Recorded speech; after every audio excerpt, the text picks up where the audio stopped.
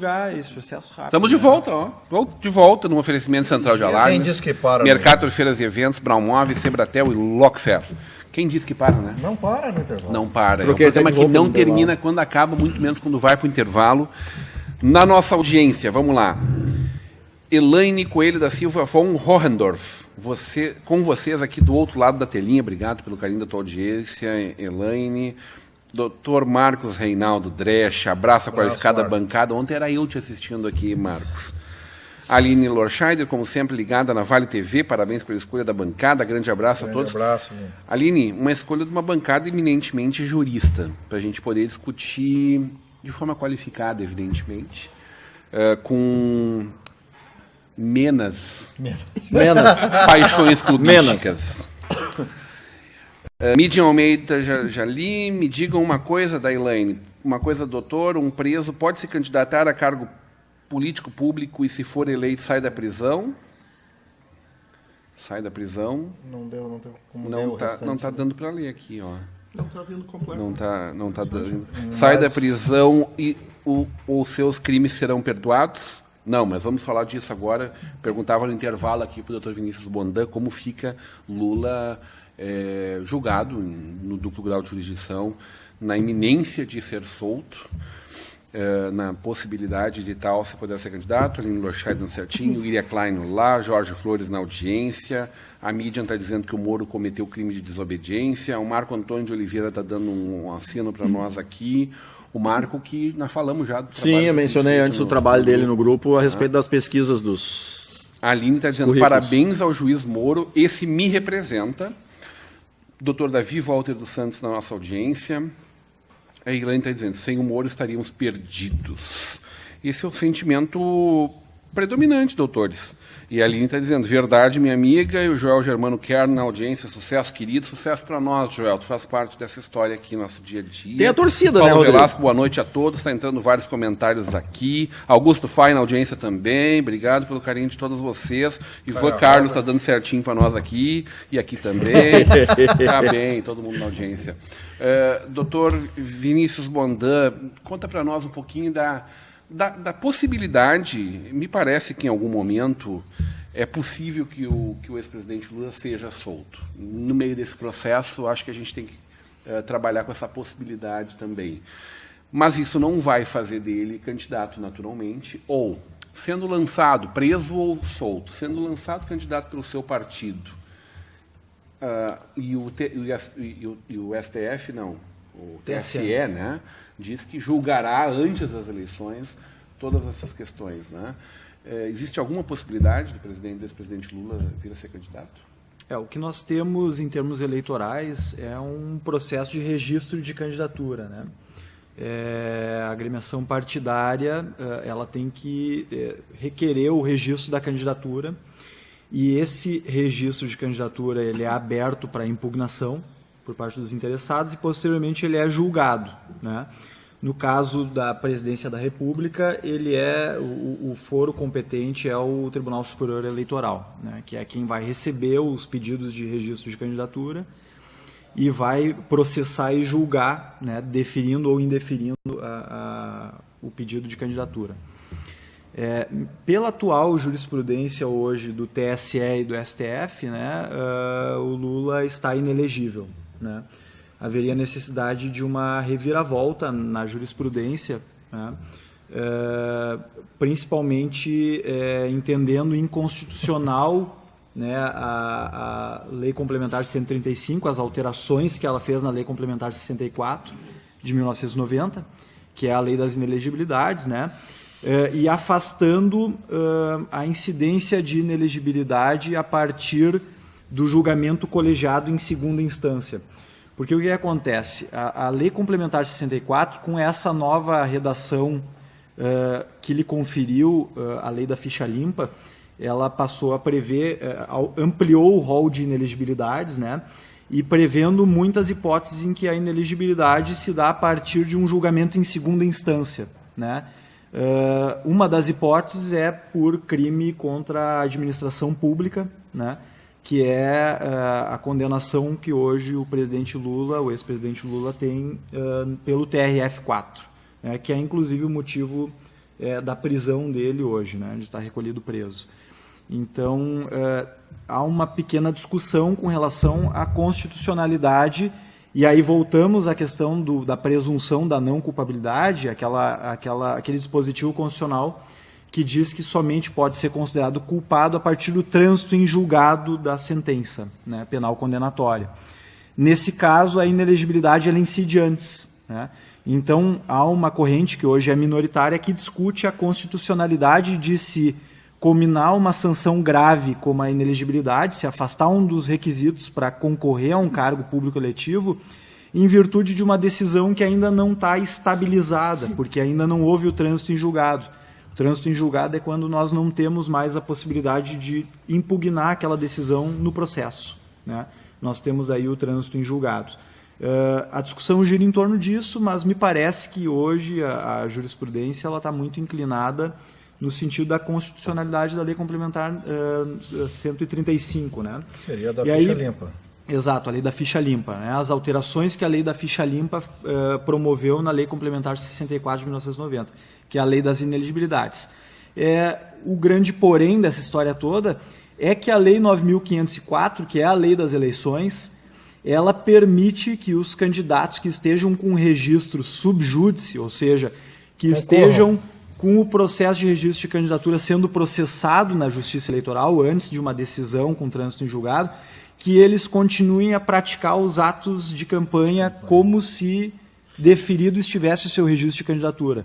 Ou seja, pelo fato de ainda não ter sido transitado em julgado a decisão que analisa o pedido de registro de candidatura, a Lei 9.504, a Lei das Eleições, autoriza o candidato a praticar atos eleitorais, todos os atos eleitorais, para que não haja o prejuízo de se obstar uma campanha de um candidato que, porventura, até o final do processo, tenha a decisão revertida e tenha deferido o seu registro de candidatura. É bom o mundo jurídico, né? Dá espaço um monte de coisa. Exatamente, traduzindo isso até para o nosso telespectador que não atua na área jurídica, que a gente possa traduzir isso ao leigo, é o seguinte, o que o Dr. Vinícius está nos trazendo infelizmente, no Brasil, a lei eleitoral diz que aquele mesmo que esteja condenado em segunda instância, e que a lei da ficha limpa diz que condenado em segunda instância não pode assumir um cargo eleitoral, mesmo que ele seja eleito,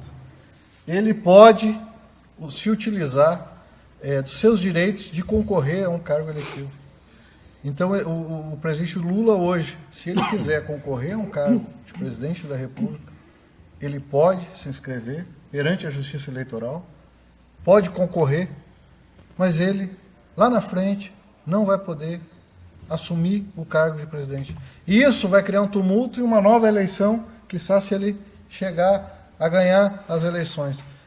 Assim como um caso de presidente da República, governador, ou como acontece com os municípios que a gente vê aqui próximos a nós, que nós tivemos alguns casos, e que precisa, muitas vezes, se fazer uma nova eleição, porque os prefeitos foram enquadrados na lei da ficha limpa.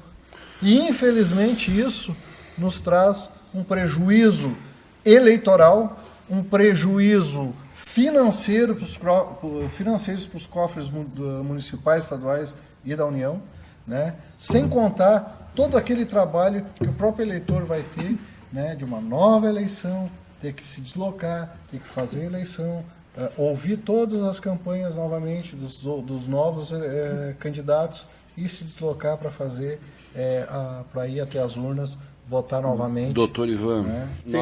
Nossos web espectadores se dividem em dois grupos aqui, tá?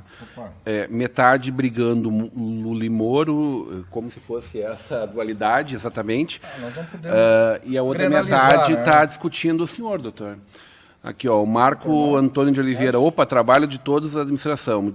Todos os administradores, muito obrigado pela lembrança. Abraço a todos. A Aline está dando uma carinha bonitinha aqui. Aí diz o Marco, o Ivan está na bancada e fica olhando para ver se ficou bonito na TV.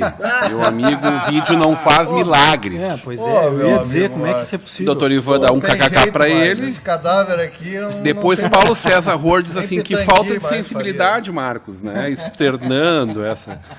Aí diz o Marco assim, quem está de plantão no grupo? KKKKK, acho que o grupo Novo Hamburgo abandonou e está fazendo parte todo mundo desse pendurado debate na Vale aqui, TV, né? Todo mundo olhando a Vale TV. Mas aí começa outro debate, né? Diz a mídia, o judiciário brasileiro está igual cachorro em mudança.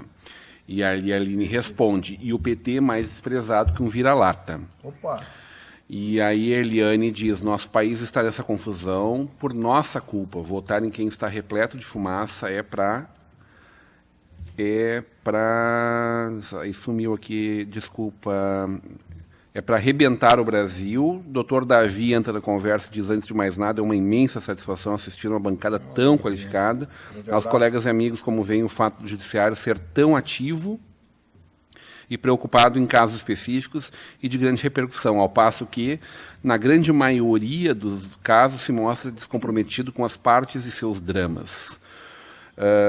O Marco Antônio de Oliveira, Ivan, lembre que aconteceu em Novo Hamburgo também. Sim. Paulo Mosman diz, foi o que aconteceu com o Ayrton na última eleição em Novo Hamburgo.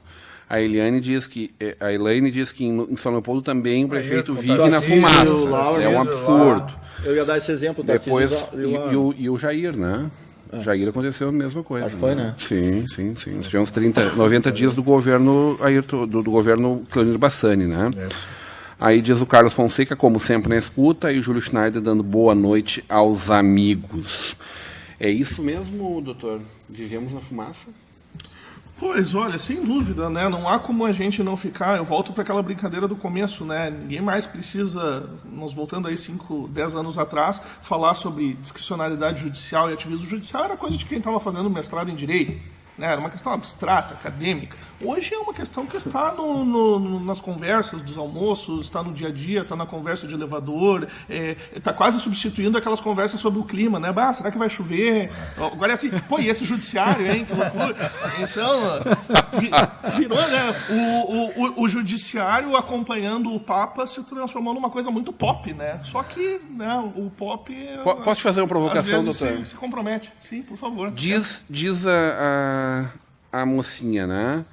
Mãe, a professora falou que a gente deve lutar para construir uma sociedade livre, justa e solidária. Ela disse também que devemos erradicar a pobreza, a marginalização, as desigualdades sociais e que não podemos aceitar os preconceitos de origem, raça, sexo, cor, idade ou qualquer outra forma de discriminação. Diz a mãe, ai meu Deus, sou professora comunista. Não, mãe, esse é o artigo 3º da Constituição da República Federativa do Brasil, de 1988. A nossa Constituição Federal, pela qual eu tenho tanto apreço e que, né, já viveu dias melhores em termos de popularidade, mas justiça seja feita, isso não é só no Brasil.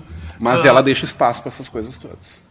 Ou a gente aqui usa elas desse jeito? Eu não acho que a culpa pelo que está acontecendo possa ser atribuída ao texto constitucional. E sim as práticas políticas, né? Nenhum texto vai amarrar as pessoas se você está chegando no ponto até de descumprir decisão judicial. Né? Você tem que ter mecanismo. Assim como não vai ter um artigo de lei que vai solucionar o problema do crime. Se você não tiver repressão, e eu não falo aqui de repressão política, mas repressão num sentido, né, legal, repressão ao crime com polícia, com prisão, com vigilância, não adianta ter um artigo de lei que vai estabelecer que o crime está erradicado. Então, o texto não faz mágicas, né? Nós precisamos de uma prática que honre o texto. Mas por que eu fiz essa observação de que não é só aqui no Brasil? Porque a nossa Constituição de 88, ela vem alicerçada no constitucionalismo europeu pós-Segunda Guerra. E nós estamos assistindo por todo o Ocidente esses valores humanistas que se estabeleceram no pós-Segunda Guerra, na Europa, nas Américas. Ele está desgastado, ele está sendo colocado em xeque pela primeira vez desde o fim da Segunda Guerra, não só no Brasil, mas por toda a parte. O fenômeno do Brexit no Reino Unido se insere nesse contexto. O que nós estamos vendo nos Estados Unidos, em termos de certas políticas extremas antimigratórias, também está inserido nesse contexto. Mas lá o pessoal vai para casa, né? Desculpa se eu posso ter botado um balde de água fria. Eu tenho a tendência de ser um cara chato. Né? Não. Bom, veja bem, doutor.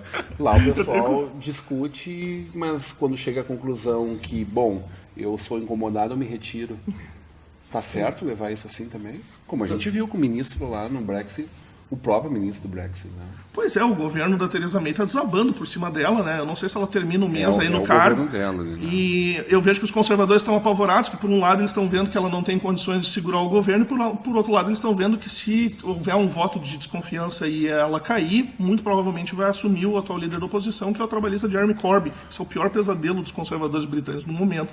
Então, a democracia está vivendo uma fase muito emocionante, e eu não estou usando emocionante aqui num sentido positivo, mas ela está vivendo essa fase emocionante não só no Brasil. E o futuro está bastante e angustiante, né? Angustiante, tenso. Deckers na audiência. Está na audiência, então, os nossos amigos Aurélio Decker e o Rafa Decker. O Rafa que estreou hoje Plantar para Crescer, seu novo programa aqui na nossa Vale TV. Adorei, bom demais, uma entrevista com um Alano maravilhosa. A gente vai ter muita coisa boa para conversar e para contagiar, né, Rafa, na sequência aí, Novo Hamburgo e região. Aliás, esse programa vai com certeza cruzar as fronteiras do nosso estado. Diz o Dejair Krumena, os homens de preto. Aqui tem um azul embaixo, um azulzinho leve, azul embaixo lá, doutor. Eu tirei. Preto hoje, né? Eu tirei aqui. O Rodrigão tá com um roxinho coringa, assim, né? Joker, uma quebradinha aqui, Dejair. Purple Rain. O Rafa tá dizendo que vô é o pai do ano, manda um beijo pra ele. Só mandei, tu tá aqui, fica à vontade. Valeu. Tem que dar um beijo, o espectador. Querido, né? Paulo César Roura, abraço a todos e sempre prestigiando. Dejair Krumena na audiência, Zé Renato na audiência. Obrigado pelo carinho da audiência, Zé. E a mídia está dizendo, quando o assunto for o PT, eu até entro em discussão, mas no momento o assunto é o judiciário. Rodrigo, se eu puder Ela tem tentar, razão. por favor, dentro da declaração ali de uma... Temos poucos minutos. Sim, rapidinho, assim, dentro de uma declaração da espectadora, Widen. da questão do judiciário dar mais atenção para um caso específico e não dar atenção para os outros casos. Eu tenho 45 anos, estou dentro de um escritório de advocacia desde os 16. Se vão aí, então, 29 anos. Quando eu tinha 16, 17 anos, o meu pai já saía para viajar e deixava o escritório na minha mão. Não era formado nem nada, não podia assinar, mas eu tinha uma pilha de subestabelecimentos. Eu controlava todo o movimento processual do escritório, naquelas notas de expediente, no diário oficial que saía, e passava quando algum prazo tinha que ser cumprido durante a viagem para o pai, para um advogado de confiança, etc, etc. Eu já vivia o mundo jurídico, já ia no fórum, como meu filho desde os 13 vai fazer protocolo dentro do fórum, etc. Enfim, a culpa... Está escravizando o menino. Viu? Denúncia! Amanhã eu estou fazendo... Na delegacia eu estou fazendo uma ocorrência contra o doutor aqui. Ele tem as vantagens dele. Mas, enfim, o que acontece é o seguinte, a culpa não é só do judiciário. Aliás, o judiciário trabalha e trabalha muito. Aquelas questões que se ouve de um ou outro que não trabalha, que não produz, que isso, que aquilo, na minha opinião, há 29 anos lá dentro, é exceção. Tá? Eu acho que advogados são culpados, alguns, por promover ações que não precisam, que não deveriam, etc, etc, lotando, se aproveitando de benefícios para bem de produzir processos, que é loteria, se der certo, se colar, colou, se não colar, mas enfim, isso não convém discutir aqui. E o que falta é estrutura. Não tem estrutura. Efetivamente não tem estrutura, porque todo o sistema tem problema. Óbvio que, para o cidadão normal que não está lá dentro, para o cidadão que está vendo de fora, ele acha que foi dada uma preferência, realmente foi dada uma preferência, mas isso não quer dizer que o judiciário simplesmente não considera o caso dos outros. Ele deu uma preferência nesse caso específico, mas ele considera sim o caso dos outros. O que acontece é que toda a estrutura é deficitária. E tem um aspecto importante também. Então, meu ponto final, boa noite a todos. Tá bem. Tem um aspecto importante, não queria nem me atravessar no ponto final. É porque tem uma... muito bem-vindo, já emenda com o teu ponto final. Tem uma diferença muito importante, isso para quem não é da área jurídica, entre a Justiça Federal e a Justiça Estadual. Sim. Né? As pessoas, os cidadãos, em geral, se socorrem da Justiça Estadual, porque a Justiça Federal só é competente quando tem um interesse da União ou de alguma empresa pública federal, alguma autarquia federal. Né? E este processo do ex-presidente Lula é um dos que tramita perante a Justiça Federal. E a diferença de estrutura ela é brutal. Sim, né? sim, ela com certeza. É brutal, né? Incomparável. Né? Isso reflete diretamente nisso que o Márcio está dizendo. Então, eu queria agradecer, Rodrigo, pelo convite, Obrigado. O privilégio de estar aqui compartilhando a bancada com expoentes dessa envergadura e desejar uma boa noite a todos. Doutor Henrique Abel, obrigado pela presença, sempre muito bem-vindo. Teu ponto final. Eu que A nossa telespectadora, web espectadora Mídia Almeida, está dizendo: está ótimo debate, leiam a carta oficial da OAB-RS. Verdade, muito boa. Recomendo também.